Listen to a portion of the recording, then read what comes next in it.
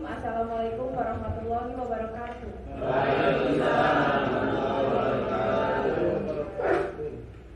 Yang terhormat Ibu Kepala SMK Negeri 1 Dawan, Ibu Haja RR Rizalini SPDN Tipong. Yang terhormat di pemateri kita Bapak Ujang Warman, kemudian Bapak, Ibu, dan staf tas yang saya banggakan. Pertama-tama marilah kita panjatkan puji dan syukur kehadirat Allah Subhanahu wa Ta'ala yang telah memberikan kesempatan kepada kita semua sehingga kita dapat berkumpul kembali dalam acara desiminasi pada siang kali ini. Shalawat dan salam tak lupa tercurah limpahkan kepada Nabi besar kita, Nabi Muhammad SAW. Baik, untuk susunan acara pada siang kali ini, yang pertama yaitu pembukaan, yang kedua pembiasaan budaya sholawat, yang ketiga menyanyikan lagu Indonesia Raya, yang keempat sambutan dari Kepala SMK Negeri 1 Dawan, yang kelima yaitu penyampaian materi, yang keenam yaitu tanya jawab, dan yang terakhir adalah penutup. Baik, untuk membuka acara pada siang kali ini, marilah kita bersama-sama mengucapkan basmalah. Acara selanjutnya yaitu pembiasaan budaya sholawat yang akan dipimpin oleh Bapak Ustadz Ipan Abdullah. Kepadanya dipersilakan. Bismillahirrahmanirrahim. Assalamualaikum warahmatullahi wabarakatuh.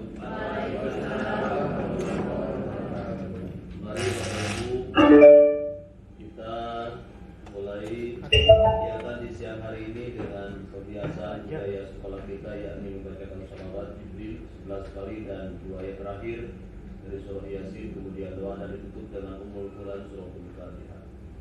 A'udzu billahi minasyaitonir rajim. Bismillahirrahmanirrahim. Sallallahu ala Muhammad, sallallahu ala Muhammad, sallallahu ala Muhammad, sallallahu ala Muhammad, sallallahu ala Muhammad, sallallahu ala Muhammad, sallallahu ala Muhammad, sallallahu ala Muhammad, sallallahu ala Muhammad, sallallahu ala Muhammad, sallallahu ala Muhammad. Innama amruhu idza arada syai'an an yaqula lahu kun fayakun. Wa subhanalladzi biyadihi malakutu kulli syai'in wa ilaihi turja'un. Semoga Allah limpahkan kemudahan, keberkahan, dan dalam setiap urusan kita semua Allah limpahi kemudahan dan juga kebaikan untuk kita semua. Amin. Al-Fatihah. Bismillahirrahmanirrahim. Alhamdulillahirabbil alamin arrahmanir rahim maliki yaumiddin. Iyyaka na'budu wa iyyaka nasta'in ihdinas siratal mustaqim. Shiratal ladzina an'amta 'alaihim ghairil maghdubi 'alaihim waladdallin. Assalamualaikum warahmatullahi wabarakatuh. Terima kasih kepada Bapak Ustadz Ipan Abdullah yang telah memimpin kita dalam membaca sholawat. Acara selanjutnya yaitu menyanyikan lagu Indonesia Raya dengan dirigen Ibu Tri Romelah Dini. Hadirin dipersilahkan berdiri.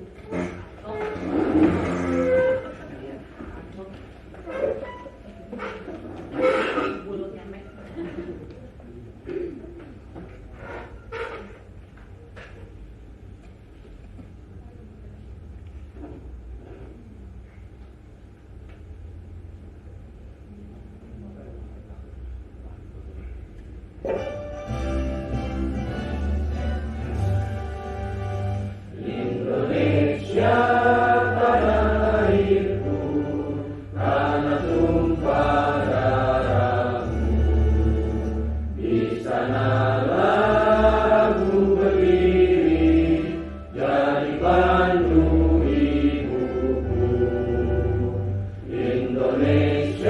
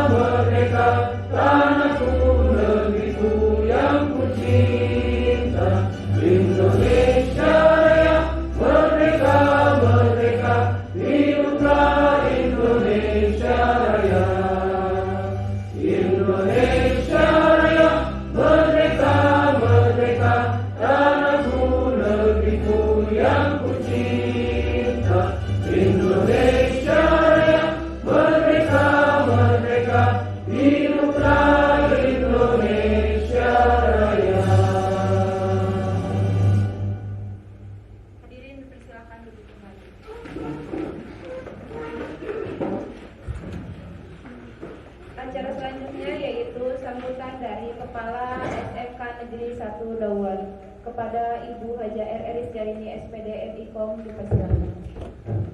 Ya, Bismillahirrahmanirrahim. Assalamualaikum warahmatullahi wabarakatuh. Waalaikumsalam warahmatullahi wabarakatuh. Puji syukur alhamdulillah pada hari ini, siang ini tepatnya, rekan kita yaitu Pak Ujang pada akhirnya mendapatkan kesempatan ya Pak Ujang ya untuk bisa mendesiminasikan atau mengimbaskan hasil pembelajaran selama proses menjadi guru penggerak. Salawat dan salam tentunya tak lupa mari kita persembahkan bagi junjungan kita semua yaitu Nabi besar Muhammad. Bapak Ibu, apa yang akan disampaikan oleh Pak Ujang itu langsung membuat mata saya berbinar, karena ini yang akan disampaikan adalah tentang budaya positif ya. Mari kita simak, mari kita dengarkan baik-baik apa yang kira-kira bisa kita ambil, apa yang beda, yang berbeda kita tahu dari budaya positif yang memang dipelajari oleh rekan-rekan guru penggerak. Tadi saya tertarik dengan istilah segitiga restitusi. Soalnya saya baru mendengar istilah itu ketika di salah satu titik saya ada yang berkomentar bahwa apa yang saya lakukan terhadap salah satu siswa kita dan itu ditayangkan di TikTok saya, ibu melakukan segitiga restitusi. Jujur saya nggak paham itu, saya nggak tahu apa yang saya lakukan. Pokoknya saya ngikutin ngalir aja, ngalir berdasarkan naluri seorang ibu, ngalir berdasarkan naluri seorang wanita yang kebetulan juga adalah seorang pendidik. Jadi saya tidak tahu apa yang saya lakukan itu ternyata adalah segitiga restitusi. Mungkin apa yang saya lakukan itu hasil daripada internalisasi, sudah mengkristal apa yang hasil bacaan saya selama hidup saya. Jadi karena saya banyak baca, akhirnya itu sudah terkristalkan di dalam pikiran saya, di dalam memori saya, di dalam wawasan saya, sehingga pada akhirnya itu saya terapkan ke anak didik ketika saya menjadi kepala sekolah. Padahal sebetulnya menjadi guru pun saya seperti itu, hanya memang tidak tahu teorinya apa. Ternyata teorinya namanya keren ya, segitiga restitusi. Seperti sebetulnya ini nggak aneh ya, masalah budaya positif. Kita sudah banyak sekali budaya yang kita punya ya. Dari mulai sholawat tadi saja itu budaya yang sudah sangat luar biasa, sangat-sangat positif sekali.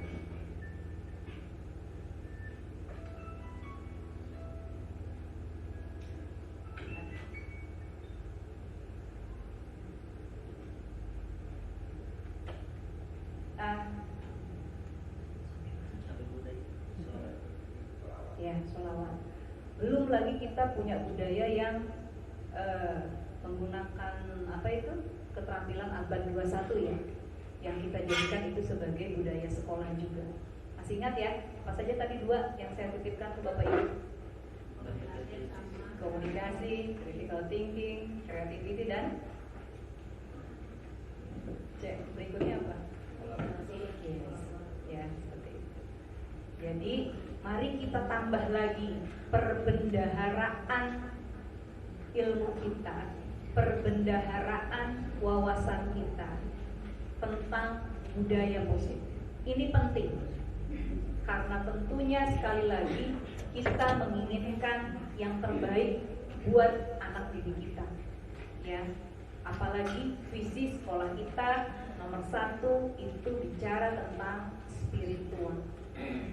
Dan sekali lagi saya tekankan, bicara tentang spiritual bukan bicara tentang melulu masalah ritual keagamaan, tapi bagaimana hasil daripada kegiatan kita memahami agama, nilai-nilai agama, melakukan kegiatan ritual keagamaan itu mengkristalisasi ke dalam bentuk perilaku, bukan hanya sekedar teori semata, tapi lebih kepada perilaku yang terwujud nyata dan itu bisa dirasakan oleh anak didik kita. Jadi Bapak Ibu, selamat menikmati sajian yang akan ditampilkan oleh rekan kita. Inilah bentuk support kita terhadap rekan kita siapapun itu nantinya yang memang punya niat dan mau berusaha untuk menjadi lebih baik. Apapun itu, selama untuk hal yang positif, saya pasti akan support, saya pasti akan dukung. Insya Allah bukan hanya dari saya, tapi juga dari Bapak dan Ibu. Ya, karena kan siapa tahu nanti berikutnya adalah ada Pak Ujang berikutnya yang ikut ke dalam guru penggerak. Itu saja yang bisa saya sampaikan. Semoga nanti teman-teman bisa betul-betul bisa memahami dan pada akhirnya apa yang kita dapatkan praktekkan, ya, aplikasikan. Karena terlalu banyak teori, jika menumpuk tidak dipraktekkan juga percuma, mubazir judulnya. Itu ya Bapak Ibu ya. Sekali lagi terima kasih, selamat menikmati. Wabillahi taufiq wal hidayah. Wassalamualaikum warahmatullahi wabarakatuh. Terima kasih kepada Ibu Kepala yang telah menyampaikan sambutannya. Acara selanjutnya yaitu acara inti, yaitu pemaparan materi dari Bapak Ujang Warlan tentang budaya positif. Padanya dipersilakan.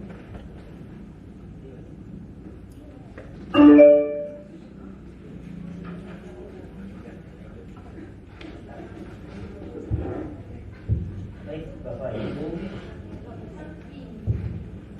Assalamualaikum warahmatullahi wabarakatuh. Waalaikumsalam warahmatullahi wabarakatuh. Selamat siang Bapak Ibu. Ya. Yang pertama-tama mungkin saya ucapkan terima kasih kepada Ibu Kepala Sekolah yang sudah memberikan waktunya untuk memberikan ya sedikit istilahnya mungkin pengetahuan ya Bapak Ibu atau diseminasi. Yang kedua saya ucapkan terima kasih kepada Bapak Ibu guru yang sudah meluangkan waktunya untuk hadir di acara diseminasi baru satu tempat ini. Mudah-mudahan apa yang nanti saya mungkin sampaikan itu menjadi pemantik ya untuk Bapak Ibu mengikuti calon guru penggerak yang angkatan 10. Oke, yang pertama sebenarnya ini yang fokus utamanya adalah diseminasi modul 1 dan 4 ya. Tapi saya akan ceritakan sedikit apa yang sudah saya pelajari di modul 1. Modul 1 itu untuk guru penggerak ada 3. Satu modul 1, yang kedua modul 2, yang ketiga modul 3. Nah, modul 1 ini ada 4. Ya, modul 1 1.2, 1.3, dan 1.4 yang terakhir. Ini mungkin profil saya ya. Untuk yang modul 1.1 itu adalah filosofi pendidikan Ki Hajar Dewantara, yang mungkin Bapak Ibu sudah sangat paham, sudah sangat familiar tentang filosofi Ki Hajar Dewantara. Ya mungkin ada yang 3 itu ya: Ingarso Sungkulodo, Ingmadia Mangunkarso, Tuturi Handayani. Ini kalau misalkan kita di depan Ingarso Sungkulodo, berarti itu memberikan contoh yang baik. Kita sebenarnya sebagai guru juga sebagai pemberi contoh yang baik seharusnya, dan kewajiban kita seperti itu ya, memberikan contoh yang baik kalau kita berada di depan. Ingmadia Mangunkarso itu kalau misalkan di tengah, kita memberikan semangat ya. Bentuk semangat itu tadi Ibu sudah katakan, semangat ketika mengikuti workshop ataupun apapun yang bisa membuat kita positif. Lalu Tuturi Handayani ya, waktu ketika pembelajaran berdiferensi ya, itu kan ada yang dari ITB ya, itu jangan Handayani tapi Andayani. Itu di belakang kita memberikan dorongan. Itu untuk yang filosofi yang pertama ya. Lalu kerangka pemikiran Ki Hajar Dewantara itu ada dasar-dasar pendidikan yang menuntun ya, guru itu diibaratkan sebagai petani. Kita kalau misalkan sedang memelihara tanaman jagung, merawatnya pun harus sesuai dengan kebutuhan tanaman jagung tersebut. Tidak mungkin kita merawat tanaman jagung, tapi kita caranya dengan memelihara padi, itu tidak sesuai. Ibaratnya seperti itu, sama peserta didik pun sama. Mungkin untuk yang kurikulum merdeka ini sudah sangat bagus ya. Kita ada asesmen diagnostik, yang terutama itu bisa pengetahuan apakah yang dari kemampuan anak tersebut atau kebutuhan anak tersebut itu sama di setiap kelas atau mungkin berbeda-beda. Nah, peserta didik tersebut nanti akan dibagi-bagi menjadi kelompok kecil. Itu untuk yang diferensiasi mungkin ya. Lalu sesuai dengan kodrat alam dan kodrat zaman, sama di kita pun sama ya. Kenapa di waktu itu ada video ya untuk Ibu dosen itu pendidikan pada zaman kolonial dengan yang sekarang, pendidikan memang sangat jauh. Kalau misalkan di kita ya alamnya mungkin seperti ini, pertanian ya cocoknya mungkin pertanian. Tapi kalau misalkan di Belanda yang mungkin sebentar saja untuk yang pertaniannya ataupun bahkan cuacanya mungkin seperti itu, ya itu disesuaikan dengan kodrat alam atau kodrat zamannya. Sama seperti kita sekarang peserta didik itu semua pakai gadget ya kita sesuaikan. Jangan sampai kita ketertinggalan sama peserta didik, kita tidak bisa mengakses gadget atau tidak bisa mengakses internet. Termasuk budi pekerti, cipta rasa dan karsa ini itu yang paling utama sekarang di karakter atau menjadi yang namanya profil pelajar Pancasila ya, atau P5. Itu untuk yang modul 1.1. Terus untuk modul 1.2 ini nilai dan peran guru penggerak. Nah, apa saja sih nilai dan peran guru penggerak? Nilai guru penggerak itu satu, berpihak pada murid. Jadi mungkin untuk yang narasumber pertama itu harus berpihak pada murid. Lalu mandiri. Yang kedua reflektif, ya kita harus terus reflektif ya. Lalu kolaboratif dan inovatif. Ini nilai guru penggerak yang memang harus ditanamkan bukan hanya sebagai guru penggerak saja, tapi kita nanti sebagai guru juga tetap ya, walaupun tidak atau misalkan belum ada kesempatan untuk ikut guru penggerak, tapi nilainya ini kita harus tetap tanamkan. Lalu peran guru penggerak itu ada satu, menjadi pemimpin pembelajaran ya. Yang kedua, menjadi coach bagi guru lain. Nah ini mungkin sangat penting karena kita makhluk sosial, kita butuh informasi, kita butuh masukan dari orang lain, terutama mungkin yang dekat di tempat kerja atau rekan sejawat ya. Itu kita butuh masukan, kita butuh informasi, termasuk mungkin perencanaan pembelajaran seperti tadi RPP dan selainnya, dan mungkin ada modul ajar, itu juga kita butuh ya, butuh masukan dari guru lain. Lalu mendorong kolaborasi, karena mungkin sedang digadang-gadangnya kolaborasi, kita harus tetap lakukan karena kita tidak bisa sendiri. Termasuk kita ngajar pun tidak bisa sendiri. Kalau kita misalkan aktif, siswanya pasif, itu tidak bisa terlaksana atau tujuan pembelajaran atau ATP-nya tidak tercapai. Lalu mewujudkan kepemimpinan murid. Nah, ini mungkin yang sangat hangat ya sekarang, karena murid itu bukan hanya sebagai anak yang tidak ada apa-apanya, tapi ternyata mereka punya potensi yang bahkan mungkin melebihi kita kalau penanganannya, pembimbingannya itu tepat. Lalu menggerakkan komunitas praktisi. Nah, ini mungkin yang sedang rame-ramenya sekarang ya, MGMP, termasuk mungkin lintas mata pelajaran, nanti pun dengan ibu kurikulum ataupun dengan ketua jurusan, itu kita akan istilahnya mungkin menghidupkan ya untuk MGMP jurusan, karena itu sangat penting. Nah, kalau modul 1.3 ini adalah visi guru penggerak. Apa sih visinya? Ini mewujudkan profil pelajar Pancasila. Kan ada 5 ya, beriman, bertakwa kepada Tuhan Yang Maha Esa, dan beranak mulia, lalu berkebinekaan global, gotong royong, mandiri, dan bernalar kritis.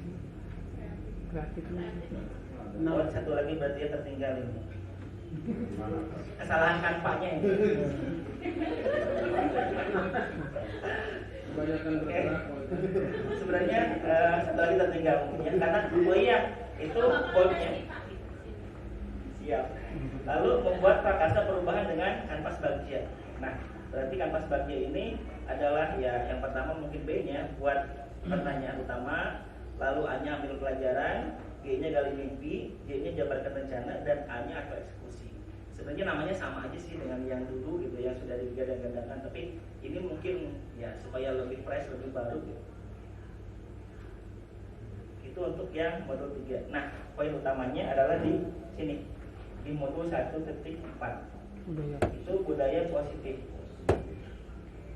Nah, Bapak Ibu sebentar kita speaking dulu. Oke, saya minta tangannya ke depan semua. Oke. Enggak, cukup duduk saja. Kita akan mengganggu zona nyaman ya. Lalu gimana? Gini aja, sesuai dengan pandangan kita. Lalu rapatkan kapasnya sekaligus. Lihat Bapak Ibu, kalau misalkan ibu jari kanan yang di atas, berarti kita adalah seorang yang intinya perhitungan, mengait-ngaitkan keadaan itu dengan untung rugi. Ya, saya ini kanan, untung rugi berarti otak kiri yang paling banyak berjalan. Kalau misalkan yang ibu jari kiri yang di atas, berarti itu otak kanan yang paling banyak mendominasi. Dia lebih hebat di musik, dia lebih hebat di pengambilan keputusan. Makanya kalau yang ibu jari kanan yang di atas, itu kalau dia dagang pasti rugi wae gitu kan. Pasti rugi wae. Tapi kalau yang ibu jari kiri yang di atas, kalau dia dagang, dia pasti untung. Seperti Bu Ella lah gitu. Untung wae gitu.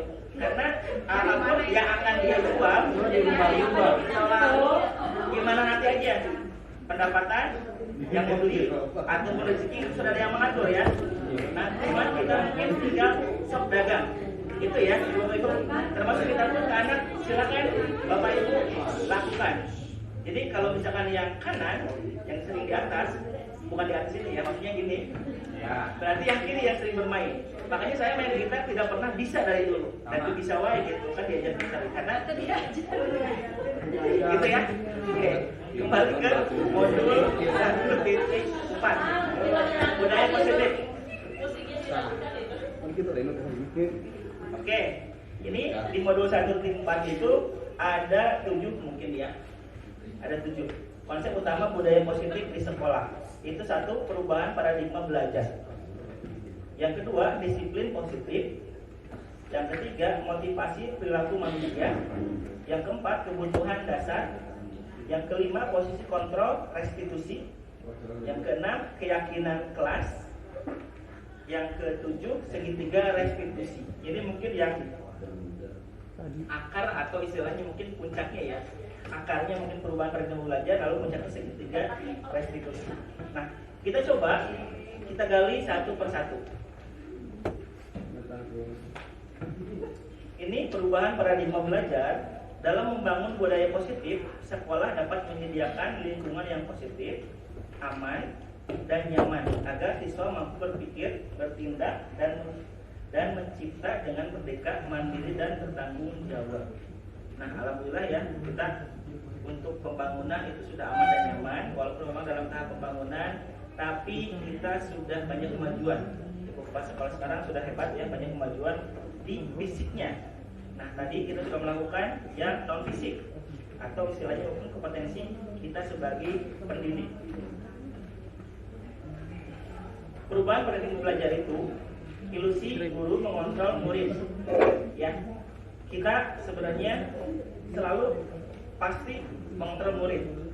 Si A harus seperti ini, si B harus seperti ini, skenarionya kita buat. Ya, mohon maaf terutama anak-anak yang TBSM atau anak-anak TO itu terus dikontrol, ya, terus dikontrol, walaupun tetap lepas kontrol.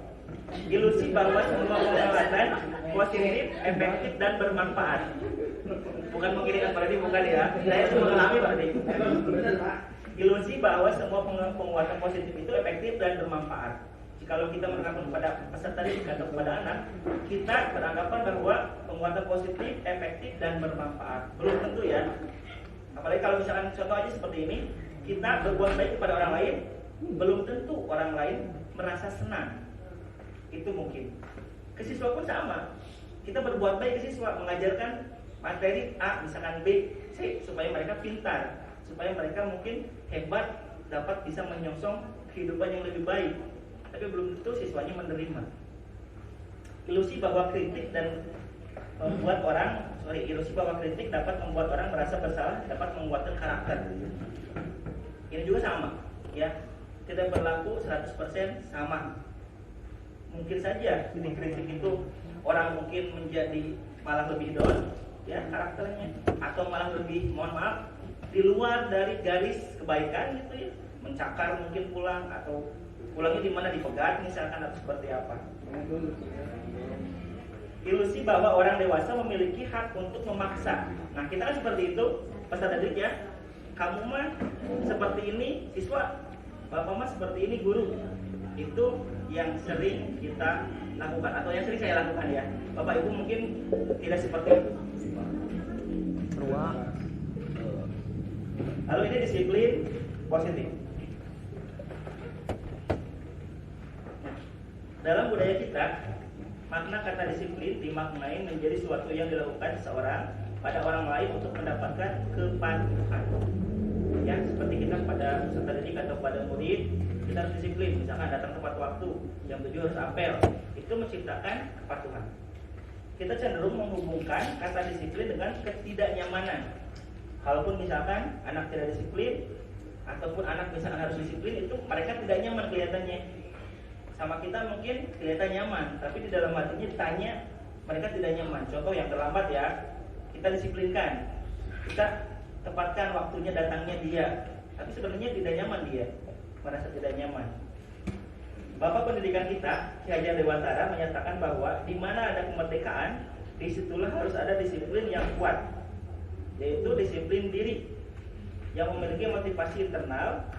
Nah, ini motivasi internal ini atau disiplin diri ini adalah yang paling hebat. Seperti apapun, sekuat apapun kita berusaha mendisiplinkan peserta didik, kalau anaknya tidak mau berubah, itu nol besar. Contoh misalkan dia, si A di kelas saya misalkan dia, si Lukman itu cuma termasuk pakaian pun sama kan, dia tidak menerima ya, tidak pernah istilahnya datang ke sekolahnya ada kegiatan, kalau yang pembelajaran nggak ada, itu ya. Dene itu menyatakan bahwa arti dari kata disiplin berasal dari bahasa Latin disiplina ya, yang artinya belajar. Ternyata disiplin itu bukan ke aturan, bukan ke hukuman, tapi belajar. Nah, peserta didik berarti kita buat disiplin itu, kita buat belajar untuk melakukan hal yang positif.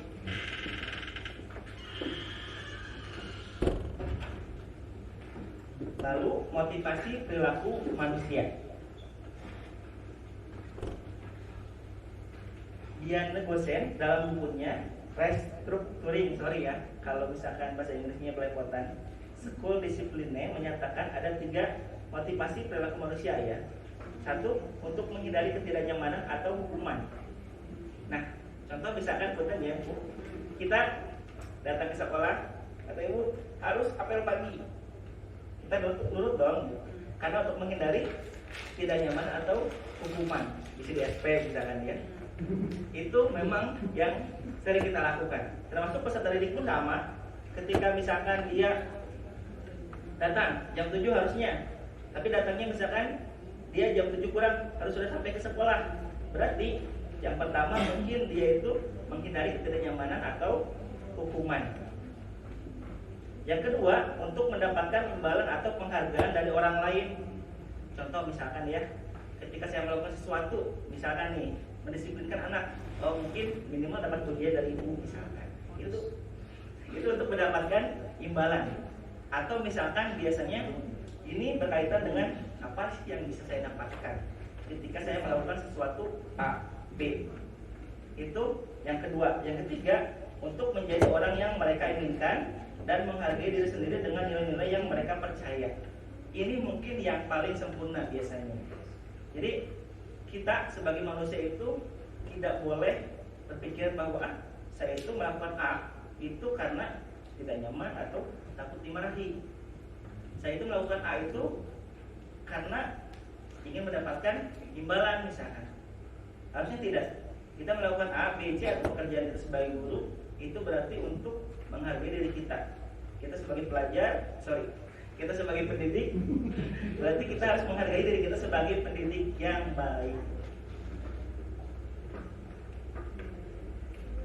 Untuk menghindari ketidaknyamanan atau hukuman akan bertanya apa yang terjadi apabila saya tidak. Nah tadi mungkin ya, kalau misalkan menghindari ketidaknyamanan atau hukuman, mungkin lontaran katanya seperti ini. Apa yang terjadi apabila saya tidak? Contoh misalkan ya, tidak datang tepat waktu atau ikut apel, berarti kan ada konsekuensinya A, B, C gitu. Lalu untuk mendapatkan imbalan biasanya akan bertanya apa yang akan saya dapatkan. Nah itu mungkin imbalan ya. Kalau istilah sekarang mungkin lebih kerennya anaknya menjadi calo gitu. Itu mendapatkan imbalan. Untuk menjadi orang yang diinginkan dan menghargai diri sendiri akan bertanya menjadi orang yang seperti apabila saya melakukannya. Jadi intinya mungkin ini kalau saya melakukan A pasti nilainya baik, dan itu bukan karena hukuman atau ingin mendapat penghargaan, tapi untuk menghargai diri sendiri bahwa kita manusia yang berilmu, apalagi di dunia pendidikan, tentunya tutur kata dan perbuatan itu harus sesuai dengan yang namanya pendidikan atau filosofi Ki Hajar Dewantara ya. Lalu kebutuhan dasar manusia.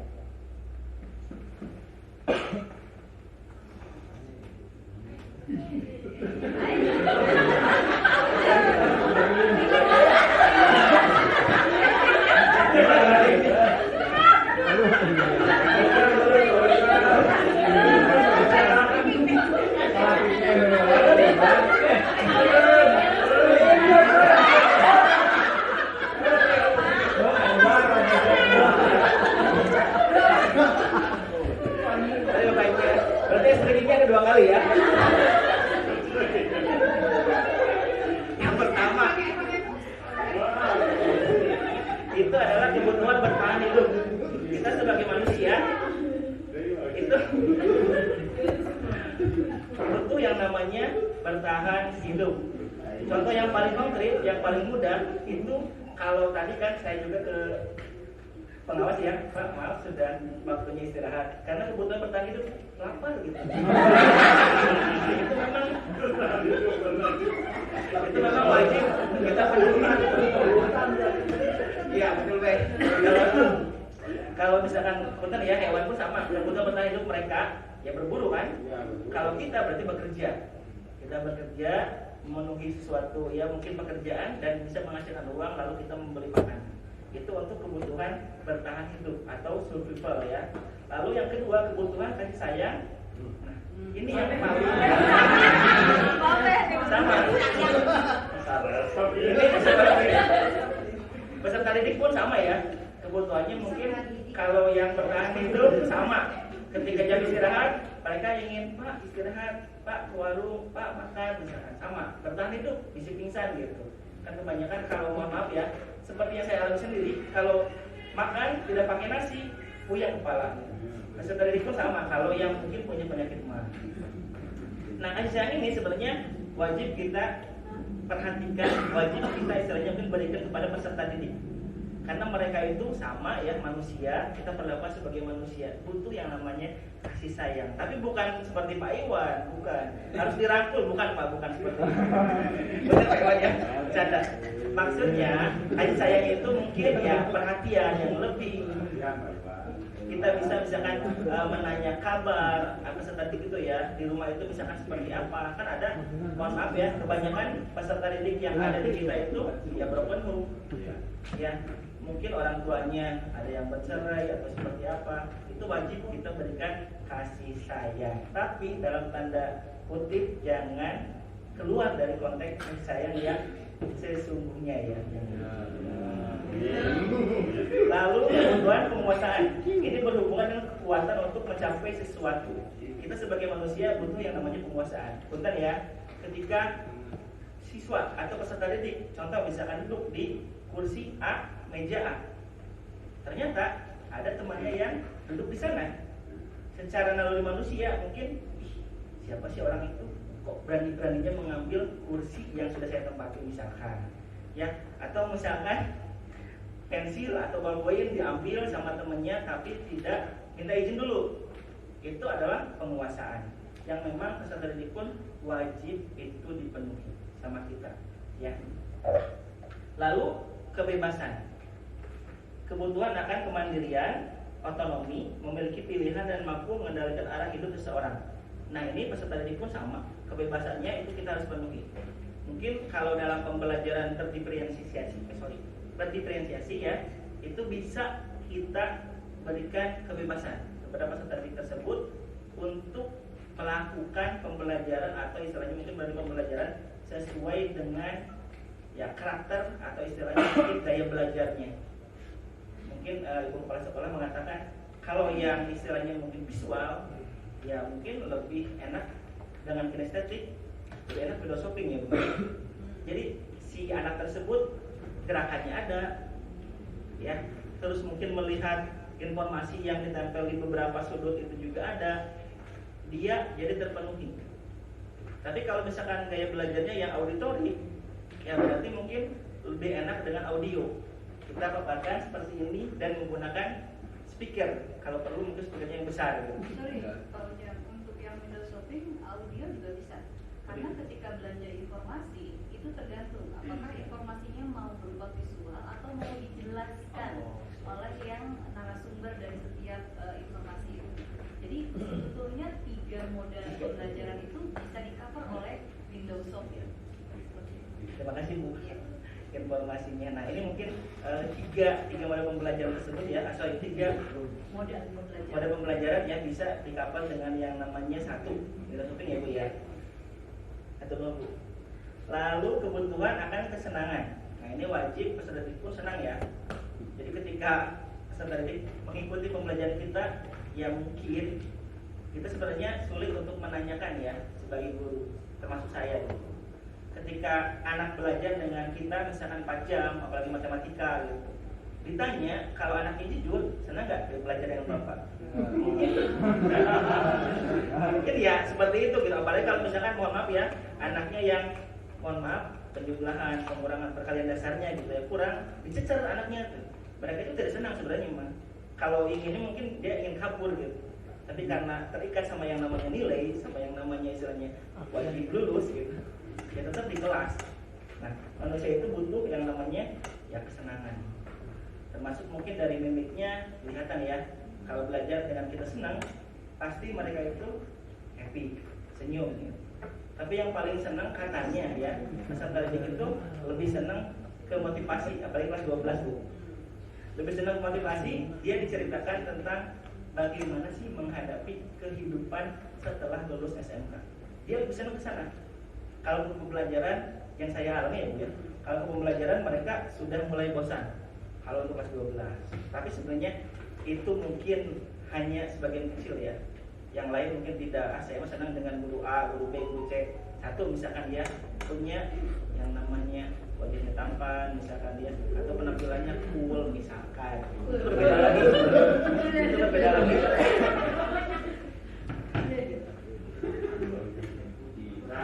Nah, ini posisi kontrol. Posisi kontrol restitusi ya.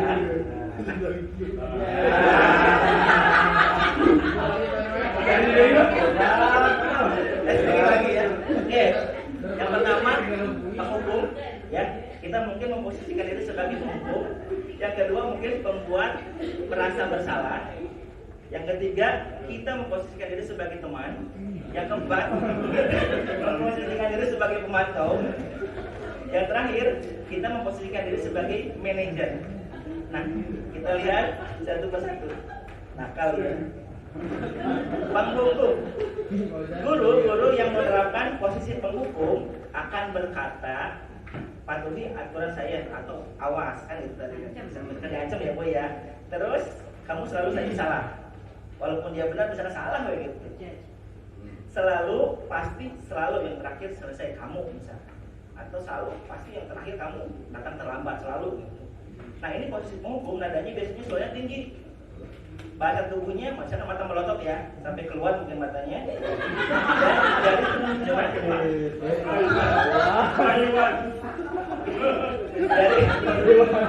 dari menunjuk dan mengkritik misalnya, kamu sudah terlambat, kucel dakil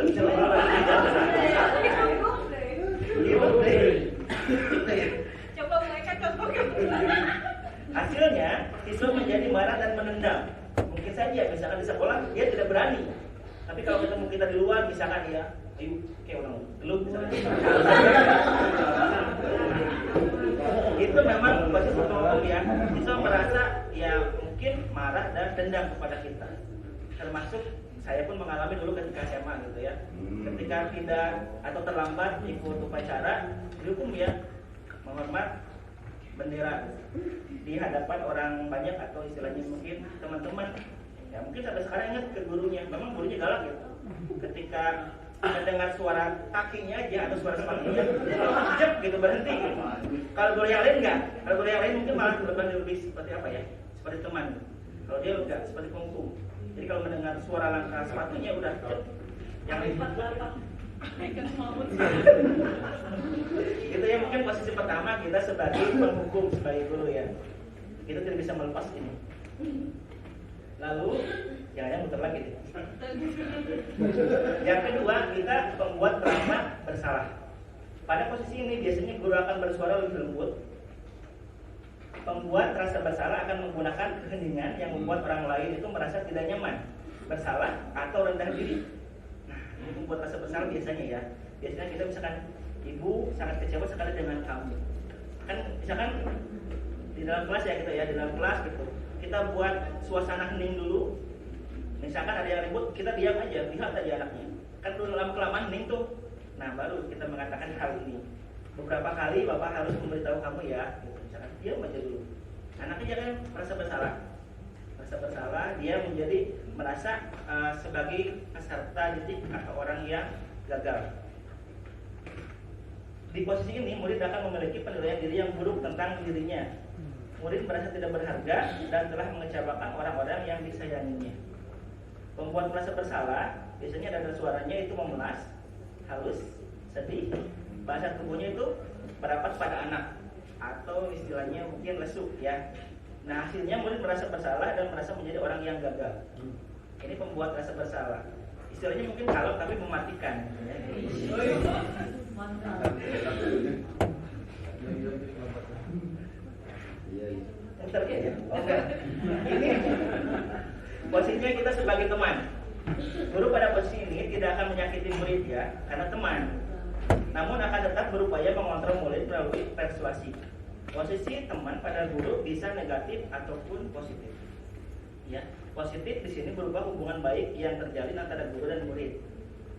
Guru di posisi teman menggunakan hubungan baik dan humor untuk mempengaruhi seseorang. Mereka akan berkata, ini nih, ayo bantulah demi saya.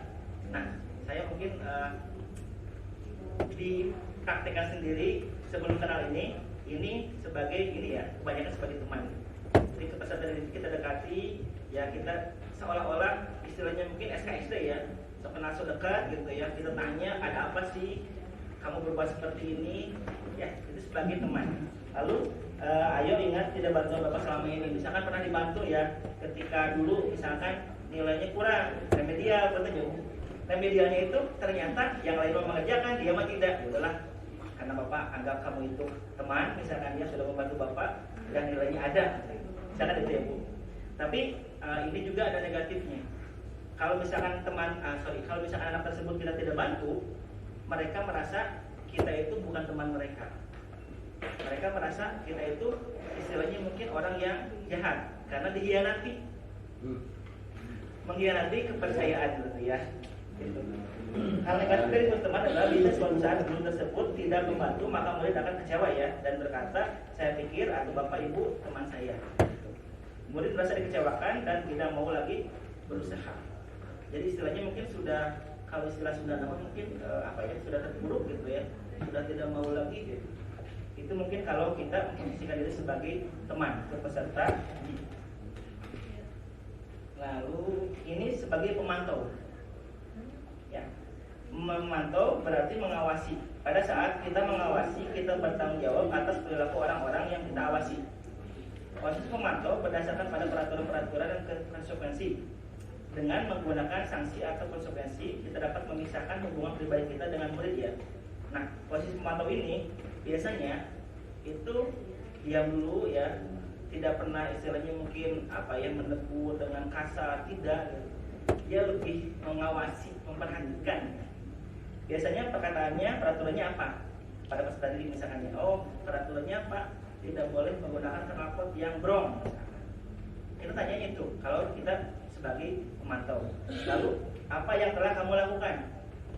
Biasanya ada kata keluar seperti itu. Sanksi atau konsekuensi apa? Ya biasanya itu untuk yang pemantau. Seorang pemantau sangat mengandalkan penghitungan, catatan, data yang digunakan sebagai bukti atas perilaku seseorang. Jadi buktinya sudah ada. Kalau ini mungkin lebihnya ke seperti polisi ya. Datanya itu sudah jelas gitu. Dari awal sampai akhir itu sudah ada.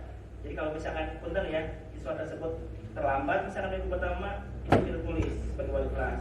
Minggu berikutnya masuk pelajaran lagi terlambat lagi, itu datanya kita sudah lengkap. Itu berarti kita memposisikan diri sebagai pemantau. Yang terakhir ini posisi manajer. Posisi terakhir adalah manajer ya. Posisi di mana guru berbuat sesuatu bersama dengan murid, mempersilahkan murid mempertanggungjawabkan perilakunya, mendukung murid agar dapat menemukan solusi atas permasalahannya sendiri. Nah, kalau kita sebagai manajer, kita tidak menjudge anak tersebut. Contoh misalkan ya, ketika ada tugas matematika, anak tersebut dikasih tugas tapi tidak mengumpulkan. Nah, kalau kita sebagai manajer, kita mungkin bertanya kepada murid, kenapa tugasnya belum terkumpul? Coba misalkan kalau seperti ini, langkah apa atau jalan keluar seperti apa yang kamu bisa lakukan? Itu mungkin sebagai manajer ya. Seorang manajer akan bertanya apa yang kita yakini. Berarti kembali ke keyakinan kelas. Kalau misalkan di kelas sudah membuat peraturan kelas, terus kita rubah menjadi keyakinan kelas. Lalu apakah kamu meyakininya? Nah, jika kamu meyakininya, apakah kamu bersedia memperbaikinya? Itu kalau kita sebagai manajer ya. Tugas seorang manajer bukan untuk mengatur perilaku seseorang. Kita membimbing murid untuk dapat mengatur dirinya. Seorang manajer bukannya memisahkan murid dari kelompoknya, tetapi mengembalikan murid tersebut ke kelompoknya dengan lebih baik dan kuat. Ini mungkin kita tidak menghukum peserta tersebut atau mungkin murid tersebut ya. Kita lebih mencari solusi dengan jalan dia sendiri, tapi terus kita tetap kontrol ya sebagai manajer. Ini mungkin yang yang paling bagus posisi kita sebagai manajer. Nah, ini keyakinan kelas. Mengapa keyakinan kelas? Mengapa tidak peraturan kelas saja? Jawablah pertanyaan-pertanyaan berikut. Ini pertanyaan pemantik ya. Mengapa kita memiliki peraturan tentang penggunaan helm pada saat mengendarai kendaraan roda 2 atau motor? Pasti ya, motor pasti menggunakan helm. Kalau mobil tidak perlu menggunakan helm. Kemungkinan jawaban Anda adalah untuk keselamatan. Tapi biasanya kebanyakan jawabannya bukan untuk keselamatan. Takut ditilang polisi misalnya. Kalau tidak pakai helm, suka tuang tayang kesana kemari. Oh nggak ada razzianya atau nggak ada polisinya, nggak ada yang jaga nih, langsung aja sebrut gitu ya. Tapi kalau misalkan untuk keselamatan, dimanapun kita berkendara, tapi di kampung mantrin ya pasti pakai helm gitu ya kalau sampai rumah. Panas.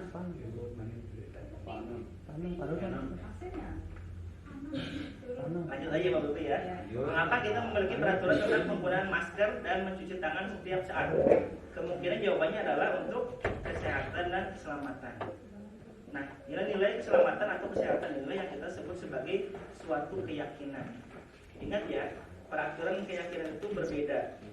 Contoh misalkan dilarang makan pedas misalkan ya. Itu aturan misalkan ya.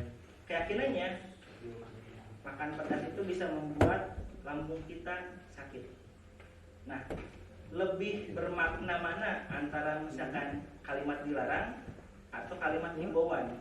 Itu kan pastinya kita lebih nurut ke kalimat himbauan. Oh ternyata keyakinan kita itu ya benar. Kalau kita misalkan punya sakit lambung, makan pedas itu pasti mahnya kambuh. Tapi kalau aturannya misalkan hanya dilarang saja memakan pedas, itu kan kita tidak tahu makna larangan tersebut untuk apa sih? Tapi kalau misalnya kita sudah yakin makna larangan tersebut, berarti kita sudah mengetahui ya apa konsekuensi yang harus kita terima nantinya kalau kita melanggar atau istilahnya mungkin menggunakan larangan tersebut. Lanjut Bapak Ibu ya. Nah ini pembentukan keyakinan kelas mungkin bersifat lebih abstrak daripada peraturan yang lebih rinci dan konkret. Keyakinan kelas berupa pertanyaan-pertanyaan universal. Pertanyaan keyakinan kelas senantiasa dibuat dalam bentuk positif ya. Lalu keyakinan kelas hendaknya tidak terlalu banyak sehingga mudah diingat dan dipahami oleh semua warga kelas. Lalu keyakinan kelas sebaiknya sesuatu yang dapat diterapkan di lingkungan tersebut. Semua warga kelas hendaknya ikut berkontribusi dalam pembuatan keyakinan kelas lewat kegiatan surat pendapat. Nah, bersedia meninjau kembali keyakinan kelas dari waktu ke waktu. Itu kan atau wali kelas. Jadi kayak seperti membuat Kesepakatan kelas. Keyakinan kelas itu sama dengan kesepakatan kelas. Dan kalaupun sudah terbentuk itu biasanya ditempel. Nah, saya juga belum sempat tempel. Kalau tiap guru berarti ngajar atau kayak di satu kelas deh. Harusnya mah. Sejumlah mata pelajaran. Harusnya mah. Tapi kan fleksibelnya ya itu maksudnya itu kan hanya sebagai tapi bagusnya memang itu Bu. Jadi contoh misalkan di mapel produktif ya, produktif itu kan gabungan ya Pak Iwan ya, seperti matematika, bahasa Inggris masuk ke produktif ya. Itu mungkin peraturan kelas atau keyakinan kelasnya kita satu tempel. Atau yang guru yang lain yang A misalkan ya, yang pendidikan Pancasila dan kewarganegaraan itu pun peraturan kelasnya berbeda atau keyakinan kelasnya juga berbeda. Harusnya ditempel juga Bu, supaya anak tersebut ketika belajar dengan kita itu mengetahui oh ternyata ada keyakinan kelas yang harus kita ikuti di mapel A, di mapel B. Ini boleh sambil nanya. Nama sekali aja. Kesepakatan kemudian berubah menjadi keyakinan. Sebetulnya filosofi apa yang mau diangkat? Mengapa perubahan kata ada keyakinan? Apa filosofi yang mau diangkat? Sebenarnya kebermaknaan. Kebermaknaan. Jadi kalau misalkan mohon maaf untuk peraturan kelas itu biasanya kalimatnya yang mohon maaf agak negatif ya, berupa larangan. Atau misalkan dilarang berjalan di lapang misalkan ya Bu, dilarang berjalan di lapang. Itu adalah peraturan. Kalau keyakinan kelas, misalkan jangan dilarang ya apa ya, berjalan tidak berjalan di lapangan. Konotasinya harus selalu yang maksud ini. Tadi kan dilarang negatif. Kata tidak pun itu negatif konotasinya. Bagaimana menciptakan kan maksudnya positif kan kalau saya tangkap tadi dari penjelasan Pak Ujang. Sorry ya, ini nggak apa-apa, karena Pak langsung aja. karena saya masih loading nih. Itu kan sebetulnya ingin menciptakan kesadaran, ya kan? Satu, jangan sampai orang tidak melakukan sesuatu atau melakukan sesuatu karena takut dihukum, jelek dong, ya kan? Itu buat kalangan kelas rendah dong. Kalau berpendidikan nggak nyampe dong, harusnya nggak begitu ya. Kemudian modus, ya kan? Karena pengen dapat hadiah, ya kan? Harusnya nggak juga dong, gitu kan? Yang paling cakep itu kan yang terakhir kan? Bagaimana kesadaran itu bisa timbul? Nah, ketika kesadaran itu bisa timbul, lebih baik ketika kata-katanya adalah yang positif. Kalau saya pernah baca, itu kan hal-hal sebaiknya, bahkan kita ngedidik ke anak pun harusnya jangan sampai ada istilah jangan tidak, karena sok dihajar deh. Karena memang naluri dari manusia itu sendiri seperti itu. Semakin dilarang, semakin dia suka melanggar. Tapi bagaimana kalau diciptakan dengan kata bersyukur? Konsepnya, himbauannya, terima kasih sudah tidak berjalan di tempat ini, terima kasih sudah tidak membuang sampah di sini, gitu. Seperti dengan bersyukur ya Bu, yes. Kata bersyukur. Jadi himbauannya dalam bentuk positif, tapi bersyukur seolah-olah sudah dilakukan. Kalau dalam prinsip energi positif itu kan kita menciptakan pemikirannya yang positif dulu agar nanti yang datang itu adalah hal-hal yang positif. Kejauhan gue yang ngomongnya, sorry udah gitu. Siapkan dulu di buku itu emang Maksudnya banget. ke situ. Iya, gitu kan. Maksudnya itu mungkin cuma buku aja. Terima kasih Bu. Memang istilahnya adalah sebuah yang hebat. Nah, yang terakhir ini segitiga restitusi.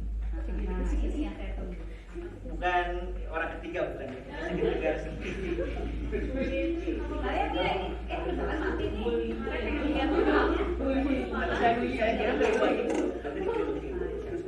Nah, di dalam segitiga restitusi ini, Ini teman-teman dengerin nih. sebenarnya ada 3 ya yang harus kita lakukan. Itu yang pertama adalah validasi tindakan yang salah. Validasi tindakan yang salah. Nah, validasi tindakan salah ini itu adakah cara yang lain yang lebih efektif untuk mendapatkan apa yang kamu butuhkan, perkataannya? Atau misalkan kamu tentu punya alasan mengapa melakukan itu. Bentar ya Bu, misalkan saya datang terlambat Ibu. Karena sudah apel, saya baru datang. Nah, kalau misalkan kita mengibaratkan validasi tindakan yang salah, itu fotonya, Ibu misalkan nanya dulu ke saya, Bu, kenapa terlambat misalnya. Nah, kalau misalkan sudah tahu Ibu informasinya atau alasannya, nah Ibu validasi tindakan yang salah. Oh gak apa-apa, Ibu juga dulu pernah terlambat. Walaupun tidak misalkan, gak apa-apa Ibu juga dulu pernah terlambat. Jadi intinya kita melakukan kesalahan, tapi tidak langsung dijudge atau tidak langsung dihukum gitu, dengan perkataan-perkataan yang kamu itu yang seperti itu sudah tahu kan aturannya, datang jam 7 misalkan perlu apel atau misalkan itu. Validasi. Validasi Kayaknya saya nggak setuju deh. Boleh nggak kita berdebat? Oh. Boleh Bu, Bang. Gimana Bu maksudnya? Sorry ya. Berdebat. Ini saya meremehkan aja. Kata validasi yang saya pahami adalah pengakuan. Ya, seperti yang saya lakukan pada siswa waktu itu. Saya memvalidasi. Bukan berarti mengakui bahwa apa yang dia lakukan itu saya juga pernah melakukan, no way. Bukan seperti itu caranya. Tapi bagaimana kesadaran itu tumbuh dari diri dia bahwa dia salah. Validasi itu bukan membenarkan kesalahan yang dia lakukan dengan cara kita seolah-olah dulu juga saya begitu. Enggak, itu salah. Absolutely wrong. Validasi adalah bagaimana dia terutama mengakui bahwa apa tindakan tadi salah, dia mengakui saya salah. Itu harus keluar dari mulut dia. Seperti yang ya saya kan tidak tahu ya bahwa apa yang saya lakukan adalah tindakan restitusi. Walaupun tadi ketika saya membaca tentang manajer, apa yang saya lakukan ada di level manajer semua tadi kan, seperti itu ya gitu. Nah jadi bagaimana agar anak itu bisa menyadari bahwa iya itu saya salah, kesalahan saya ini, so apa yang harus kamu lakukan? Gitu ya? Ya sorry kalau Betul. itu pemahaman saya. Siap. Ibu kan istilahnya kita TK ya, jadi kepala sekolah penggerak. Ya, betul Bu itu, cuman mungkin pengalaman memang menentukan ya Bu ya. Iya. Kalau saya mungkin di sini baru jam terbangnya seperti apa, jadi kalau Ibu kan lebih wow gitu. Mungkin sama, bukan hampir sama sih. Tujuannya ke sana Bu, Iya. cuma tidak kesampaian aja. Redaksinya ya. Redaksinya ya. Redaksinya. Iya, karena ada Tapi buku harus juga. banyak baca gitu kan. Buku juga, buku juga. Iya. Karena banyak penonton. Ya, Yang pertama validasi tindakan yang salah. Lanjut ya Bu ya. Ya, lanjut Pak. Dan ini katanya boleh hal tersebut itu sedikit-sedikit digaris ini, misalkan dari tidak hanya daripada tindakan yang selalu ya, tidak ya. Misalkan langsung ke menanyakan keyakinan atau menstabilkan identitas. Tapi alangkah lebih bagusnya dari validasi tindakan yang salah dulu. Yang kedua validasi tindakan yang salah, yang ketiga langsung menstabilkan identitas Bu. Jadi misalkan Jadi tiganya mama tuh satu validasi tindakan yang salah, validasi tindakan yang salah, dua stabilkan identitas, stabilkan identitas, menanyakan keyakinan, menanyakan atau keyakinan, iya, solusi. solusinya itu. Jadi kalau misalkan yang menstabilkan identitas berarti kan walaupun mohon maaf ya, misalkan saya melakukan kesalahan Bu, tapi ibu tidak langsung marah, tidak misalkan ya. Stabilkan dulu, dinormalkan dulu supaya saya itu dipanggil oleh ibu itu benar, ternyata saya itu salah. Tapi bukan berarti mohon maaf misalkan saya dipanggil sama ibu itu salah, tapi penyampaiannya atau istilahnya mungkin penegurannya jangan seperti itu misalkan gitu ya. Jadi misalkan itu ya. Misalkan. Terus yang terakhir itu yang solusi itu Bu, menanyakan keyakinan. Kalau misalkan seperti saya yang melakukan itu terlambat misalkan itu apakah benar perbuatan positif atau negatif atau benar atau salah. Nah itu mungkin yang terakhir. Ya, perlu jam terbang ya. Ya, itu keyakinan kelas apa yang telah kita sepakati, mungkin kalau yang keyakinan kelas ya Bu ya. Terus kamu ingin menjadi orang yang seperti apa? Biasanya itu kalau menanyakan solusi atau menanyakan keyakinan seperti itu. Dan jalan keluarnya dari saya atau istilahnya mungkin dari siswa. Dari yang melakukan. Ya, dari yang melakukan. Kalau misalkan ya dengan menggunakan segitiga restitusi. Tidak boleh ada menjudge ya. Ya, tidak boleh. Nah, di sini mungkin karena ininya mati ya. Kalau menstabilkan identitas itu ada yang istilahnya, mohon maaf ya Bu, tadi mungkin sedikit bukan dianulir ya Bu ya, tapi sedikit ditambahkan aja. Itu perkataannya ada berbuat salah itu tidak apa-apa, misalkan Bu ya tadi. Terus yang keduanya tidak ada manusia yang sempurna. Mungkin lebih enak kalau misalkan kita berbuat salah atau siswa berbuat salah, kita ucapan kata-kata ya udahlah tidak ada manusia yang sempurna ya. Mungkin kedepannya kamu bisa memperbaiki ini. Itu kan lebih apa ya, lebih kena ke hatinya gitu. Lebih bijak mungkin ya. Tapi kalau misalkan kita mengatakan ya salah kamu itu seperti itu, langsung ditegur, langsung dimarahi, apalagi sampai ditunjuk-tunjuk misalkan ya, itu mungkin mentalnya yang kena gitu. Mentalnya yang kena. Itu penghukum. Penghukum pasti. Ini restitusi segitiga restitusi ini cocoknya dengan manajer tadi. Manajer siap. Ini mungkin terus saya juga pernah melakukan kesalahan seperti itu misalkan ya Bu ya. Terus kita bisa menyelesaikan ini, lalu kamu berhak merasa begitu karena belum diketahui apa yang akan menjadi solusinya. Terus dari validasi tindakan yang salah itu tadi itu misalkan padahal kamu bisa melakukan ya yang lebih buruk dari ini, terus kamu pasti punya alasan mengapa melakukan hal itu mungkin masuknya ke validasi tindakan yang salah Bu. Dan contoh soalnya dan soal-soal yang ini adalah soal-soal yang cerita Bu. Jadi kalau misalkan kasus gitu, si A seperti ini, ternyata oh ini kata-kata validasi tindakan yang salah, oh ini menstabilkan identitas, oh ini menanyakan keyakinan. Banyak betul jam terbang. Nah ini pada lepas segitiga restitusi sudah saya coba ya, walaupun memang namanya tidak terlalu ini ya, karena kan saudara didiknya belum belum belajar gitu kan, belum belajar di kelas. Jadi saya mencoba sudah pernah Bu, 2 orang, jadi kita walaupun itu menggunakan skenario. Jadi satu mungkin kasusnya itu si anak tersebut buang sampah sembarangan Bu. Walaupun di peraturan kelas atau di keyakinan kelas itu tidak boleh membuang sampah sembarangan. Bukan tidak boleh ya, namanya apa sih? Buanglah sampah pada tempatnya, buanglah sampah pada tempatnya. Nah, kelihatan sama guru matematikanya misalkan ketika setelah pulang sekolah dia duduk di kantin, ternyata dengan seenaknya dia membuang sampah sembarangan, walaupun di depannya ada tong sampah. Terus yang kasus yang kedua itu mengupload atau mengupload sesuatu di WA, itu ajakan untuk berkelahi Bu, si siswa tersebut. Jadi ditanyakan dulu alasannya seperti apa, ternyata dia disalib ketika berangkat ke sekolah menggunakan knalpot yang brong, dan knalpotnya itu ketika nyalip digas gitu ya. Soalnya knalpotnya motornya digas gitu. Nah mungkin si orang tersebut merasa terganggu kan gitu. Mungkin saja kan benar sih anak atau orang seperti itu ada masalah dengan saya atau ngajak dulu tapi budak tuh bisa ngantuk gitu. Tapi sayangnya di sini saya tidak menemukan pengajaran anak untuk bisa berempati. Ketika dia melakukan suatu kesalahan, apakah dia berempati akibat dari tindakan salah yang dia lakukan terhadap orang lain gitu, ya kan?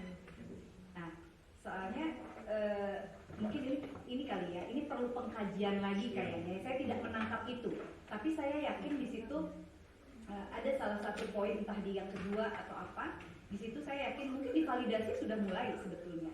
Hanya kita perlu memperkaya lagi, digali lagi bahwa saya pikir anak juga ketika dia melakukan kesalahan, selain divalidasi, juga anak harus belajar berempati bahwa kesalahan yang dia lakukan ketika sudah sampai ya, dia sadar, dia memvalidasi saya salah, dia mengakui saya salah, kemudian dia tahu bahwa ada efek yang bisa terasa oleh orang lain, ya kan? Bagaimana akibat perbuatan dia, orang lain bisa merasakan. Di situ ada mungkin tidak tersurat ya, empati itu harus ada harusnya. Kalau saya tangkap ya, hanya mungkin tidak tersurat. Jadi memang perlu pembelajaran lagi. Sebenarnya kalau untuk ininya ya sih mau ditampilkan kasusnya, termasuk mungkin skenario-nya. Jadi dari menstabilkan identitas, lalu validasi tindakan yang salah, terus menanyakan keyakinan, termasuk mungkin yang terakhir itu satu lagi bukan review, apa sih hasilnya? Lupa deh. Guru sering itu di mana coba? Ya Bu, Di segitiga itu guru kadang-kadang sering jatuh di mana? sebenarnya masih yang paling menstabilkan identitas Bu. Kalau menurut saya Bu, menstabilkan Di identitas. keyakinan suka ini nggak dia terprosok juga dulu. Sama sih Bu. Nggak sabar. Iya betul. Ya kan? Jadi Langsung gerak gitu Bu. Iya teman. Kan gitu ya. Apalagi betul Padahal kalau kan harusnya si pengaku kesalahan itu kan harusnya solusinya datang dari yang besar. mereka kalau kita banyak masalah begini semua. Iya benar. Ya, gimana nih Pak Ujang? Siap, Bu. Nah, terima kasih mungkin itu Bapak Ibu yang saya bisa sampaikan. Mudah-mudahan dengan saya di sini menyampaikan atau diseminasi ini, mungkin Bapak Ibu merasa tergerak ya. Jadi istilahnya mungkin ini menjadi calon perwira angkatan 10. Enggak? Ya, benar. Benar ya. Sejak bila lebih pada yang Assalamualaikum warahmatullahi wabarakatuh.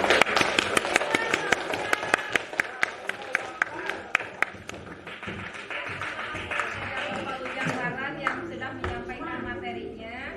Nah, untuk berikutnya yaitu sesi tanya jawab. Kita batasi 2 pertanyaan saja barangkali.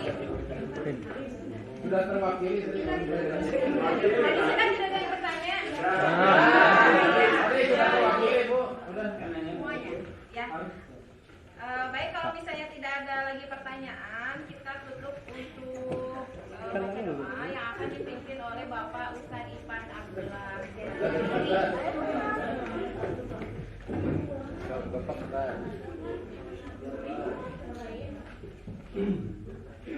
Bismillahirrahmanirrahim. Allahumma shalli ala sayyidina wa habibina wa karimina wa syafiina wa maulana Muhammad wa sallim wa radiyallahu ta'ala an kulli sahabati Rasulillah ajma'in. Amin. Amin. A'udzu billahi minasy syaithanir rajim. Bismillahirrahmanirrahim. Alhamdulillahi rabbil alamin. Allahumma shalli ala sayyidina Muhammad al-Fatihah wa ughliqa al-khatim lima sabaqa nasirul haqqi bil haqq والهادي إلى صراطك المستقيم وعلى آله حق قدره ومقداره العظيم. ربنا يسر لنا أمورنا أمور الدنيا والآخرة. ربنا يسر لنا ولا تعسر علينا في العلم والدين والدنيا والآخرة يا أرحم الراحمين يا أرحم الراحمين يا أرحم الراحمين. فرج على المسلمين.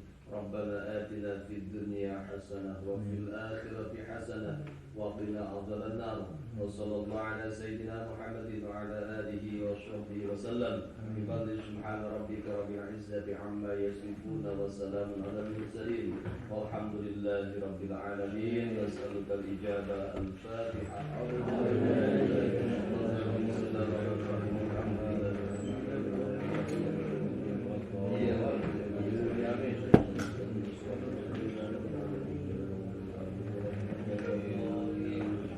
Terima kasih kepada Bapak Ustadz yang sudah memimpin doa penutup.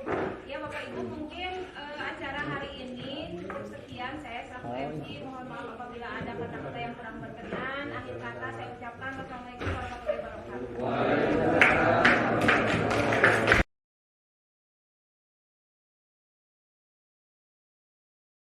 Warahmatullahi wabarakatuh. Selamat pagi semuanya. SMK? SMK? SMK Negeri 1 Dawan? Oke, terima kasih anak-anakku. Nah, pada kesempatan pagi hari ini kita akan membuat kesepakatan kelas. Apa sih kesepakatan kelas itu? Peraturan kelas yang mungkin tujuannya adalah positif ya, di mana kelas tersebut sebagai tempat kita untuk belajar, sebagai tempat kita untuk istirahat, atau bisa disebut juga rumah kedua kita di sekolah. Ya, nah kalian nanti silakan buat peraturan kelas, tuliskan di sini. Ya, lalu setelah itu kalian ubah kalimatnya menjadi kalimat positif. Ya, contoh misalkan, kenapa sih kalau polisi itu menghimbau kita itu wajib menggunakan helm? Tujuannya apa? Keselamatan. Ya. Terus ketika tahun kemarin kita COVID, itu pemerintah mewajibkan kita menggunakan. Tujuannya apa? Keselamatan. Ya. Nah, kalau polisi itu kan gunakan helm jika berkendara menggunakan roda 2. Roda 4 ada yang menggunakan helm? Tidak ya, kecuali kalau di lintasan off-road, misalkan di lintasan bawah itu mereka menggunakan. Kalau kita roda 2 menggunakan kendaraan, pasti harus menggunakan helm atau wajib menggunakan helm itu untuk keselamatan kita. Ya, bukan untuk gaya-gayaan, tujuannya untuk keselamatan. Nah, membuat gaya-gaya kelas pun sama, tujuannya untuk kenyamanan kita bersama. Ya, silakan kalian nanti satu orang satu cantumkan di sini ya untuk peraturan atau keyakinan kelas. Aku bagikan ya.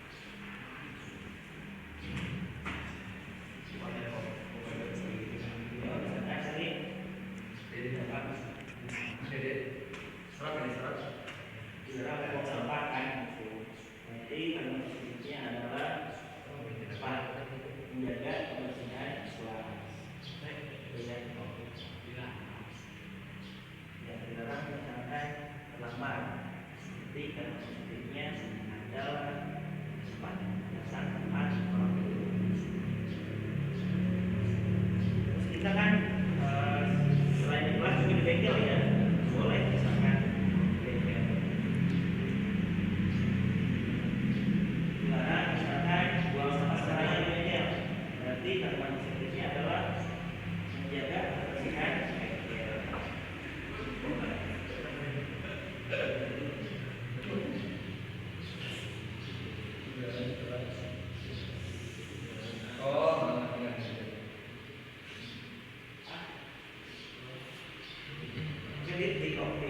Nah, waktu yang sudah kalian kerjakan untuk membuat kegiatan kelas sudah beres ya 5 menit. Nah, sekarang mau minta tolong kalian sebutkan di akhir kelasnya di depan teman-teman kalian. Siapa yang pertama?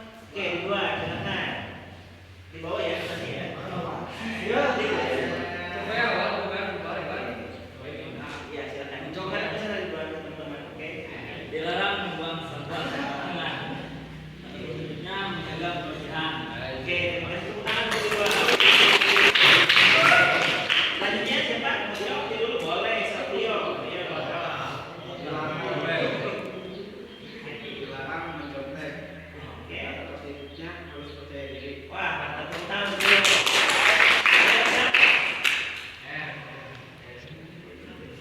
Keinginannya dilarang ribut di dalam kelas demi menjaga ketertiban kelas. Oke, bagus, tepuk tangan. Udah? Ya, saya boleh. Sama, boleh gak apa-apa sama juga gak apa-apa. Ayo. Ayo, malu. Ayo.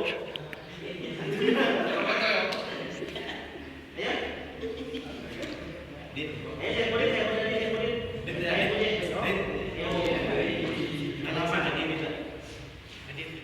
Di sini dong, ini dong.